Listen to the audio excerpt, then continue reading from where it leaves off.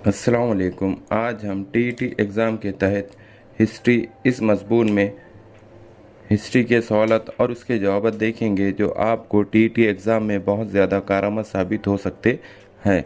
इससे पहले के वीडियो में भी हमने history, geography, psychology, child development, Urdu, math के कई सवालात देखे हैं जो आपको टीईटी एग्ज़ाम की तैयारी में बहुत ज़्यादा कारआमद साबित हो रहे होंगे।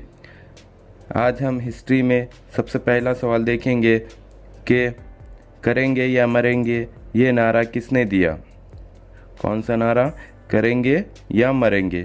तो यहाँ पर सही जवाब है गांधी जी ने दिया। अब यहाँ पर अगला सवाल इस तरह है कि मौजूदा क्रांति मैदान मुंबई का पुराना नाम क्या था। तो यहाँ पर सही जवाब दिया गया है ग्वालियर टैंक था। अब यहाँ पर अगला सवाल इस तरह है कि पहले इनफरादी सत्याग्रही कौन थे। तो यहाँ पर सही जवाब है विनोबा भावे थे, यानी विनोबा भावे ये पहले इनफरादी सत्याग्रही थे। अब यहाँ पर अगला सवाल इस तरह है कि भारत में पहले सूबाई इंतखाबात कब हुए थे। कहाँ पर? भारत में सबसे पहले जो सूबाई इंतखाबात थे वो कब हुए थे। तो यहाँ पर सही जवाब दिया गया है कि वो हुए थे 1937 ईस्वी में। अब यहाँ पर अगला सवाल दिया गया है राष्ट्रीय सेवक संघ आरएसएस नामी तंजीम का बानी कौन है। तो यहाँ पर सही जवाब दिया गया है डॉक्टर हेडगेवार। कौन है? डॉक्टर हेडगेवार ये आरएसएस तंजीम का बानी है। अब यहाँ पर अगला सवाल इस तरह दिया गया है कि हिंदू महासभा की बुनियाद कब डाली गई थी।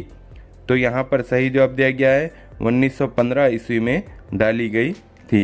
यहाँ पर अगला सवाल इस तरह है कि शेड्यूल कास्ट फेडरेशन का क़याम किसने किया था, यानी इसको कायम किसने किया, किसको? शेड्यूल कास्ट फेडरेशन को। तो यहाँ पर सही जवाब दिया गया है कि डॉक्टर अंबेडकर ने। किसने किया था? डॉक्टर अंबेडकर ने शेड्यूल कास्ट फेडरेशन का क़याम किया था। अब यहाँ पर अगला सवाल है मूक नायक बेशक्रात भारत और जनता नामी अखबार किसने जारी किए थे। तो यहाँ पर सही जवाब है ये अखबार डॉक्टर अंबेडकर ने जारी किए थे। अब यहाँ पर अगला सवाल इस तरह है कि दलितों की तरक्की के लिए डिप्रेस्ड क्लासेस मिशन नामी तंजीम किसने कायम की थी। तो यहाँ पर सही जवाब दिया गया है महर्षि विठल रामजी शिंदे ने कायम की थी। अब यहाँ पर अगला सवाल इस तरह है कि कौन सी किताब में दलितों के खिलाफ नफरत और भेदभाव का सबक दिया गया था।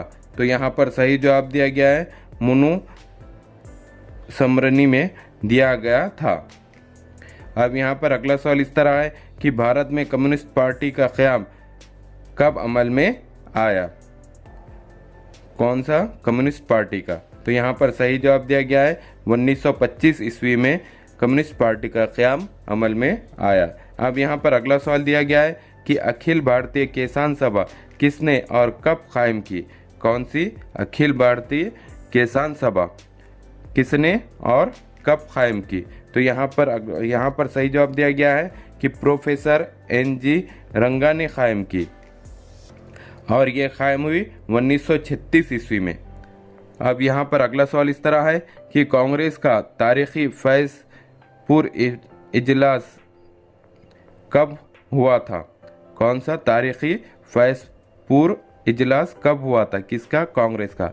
तो यहाँ पर सही जवाब है 1936 ईस्वी में ये इजलास हुआ था।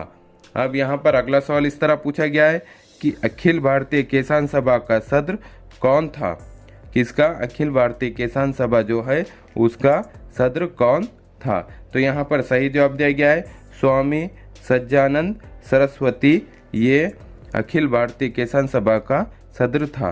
अब यहाँ पर अगला सवाल इस तरह है कि हैदराबाद स्टेट कांग्रेस की बुनियाद किसने और कब डाली थी। किसकी? हैदराबाद स्टेट कांग्रेस की बुनियाद किसने और कब डाली थी। तो यहाँ पर सही जवाब दिया गया है कि 1938 में डाली थी।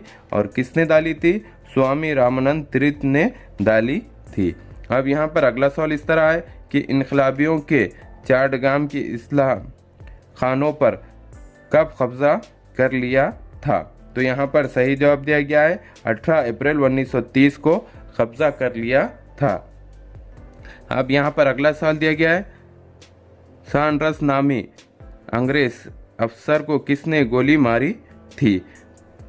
तो यहाँ पर सही जवाब दिया गया है कि भगत सिंह और राजगुरु ने गोली मारी थी।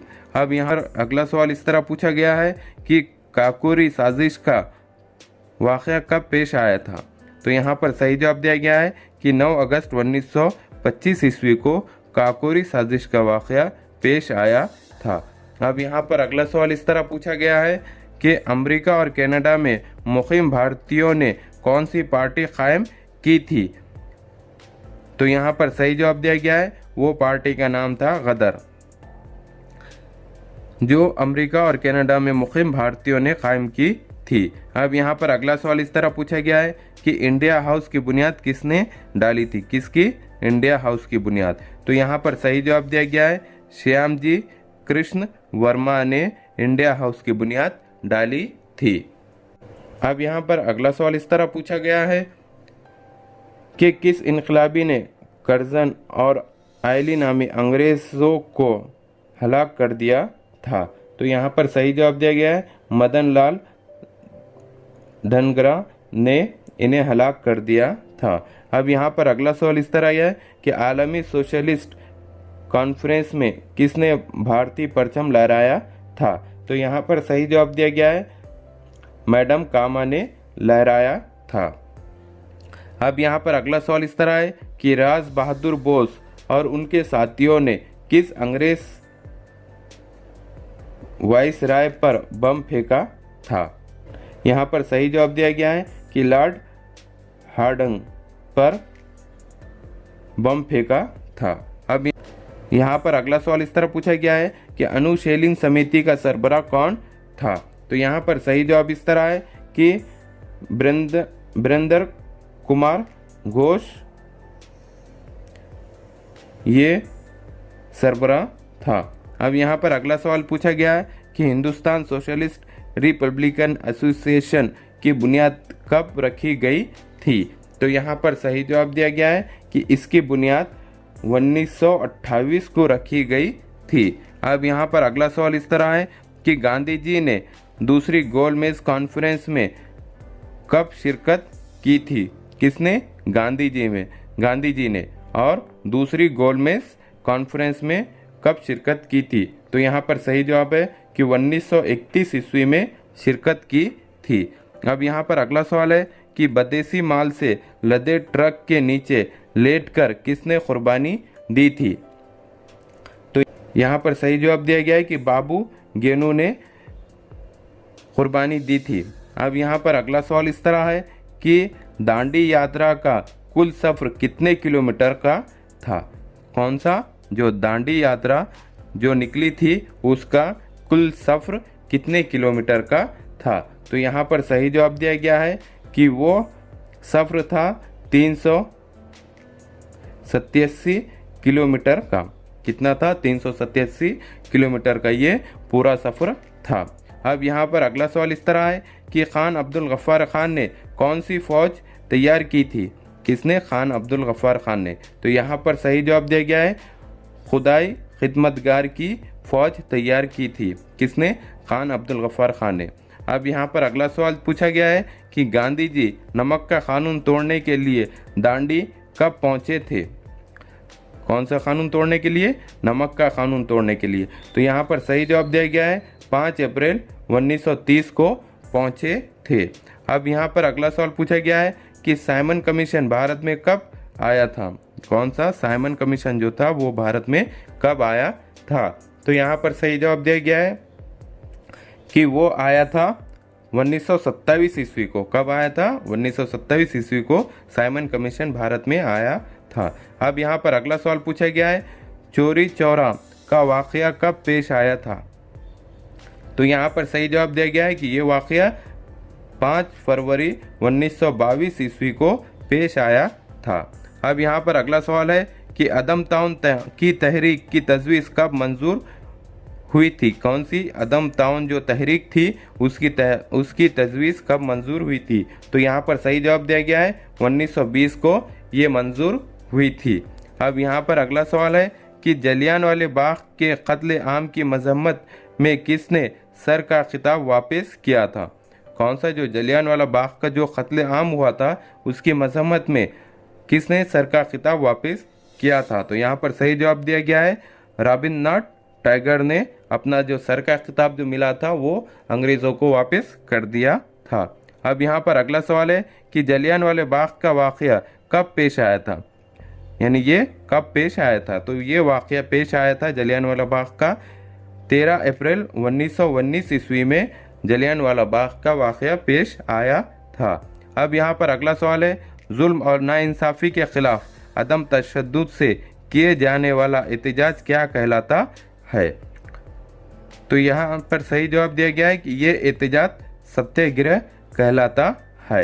अब यहाँ पर अगला सवाल है कि स्वराज मेरा पैदाइशी हक है, ये नारा किसने दिया? कौन सा नारा? कि स्वराज जो है वो मेरा पैदाइशी हक है।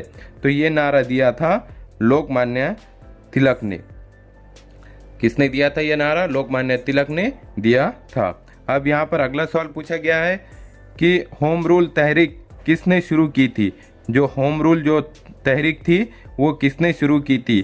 तो यहाँ पर सही जवाब दिया गया है कि ये तहरीक लोकमान्य तिलक और एनी बेसेंट ने शुरू की थी। कौन सी? होम रूल तहरीक। अब यहाँ पर अगला सवाल पूछा गया है कि मुस्लिम लीग की बुनियाद कब पड़ी?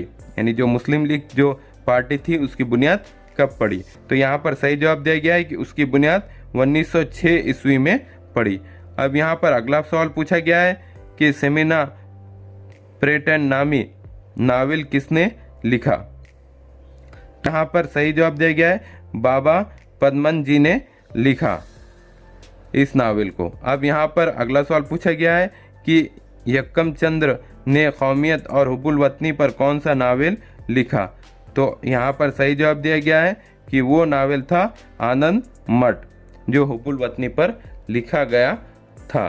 इस तरह के हमारे एजुकेशनल वीडियो देखने के लिए हमारे चैनल को सब्सक्राइब करें, बेल आइकन दबाएं, लाइक करें, शेयर करें और आगे की वीडियो देखने के लिए हमें कमेंट्स करें।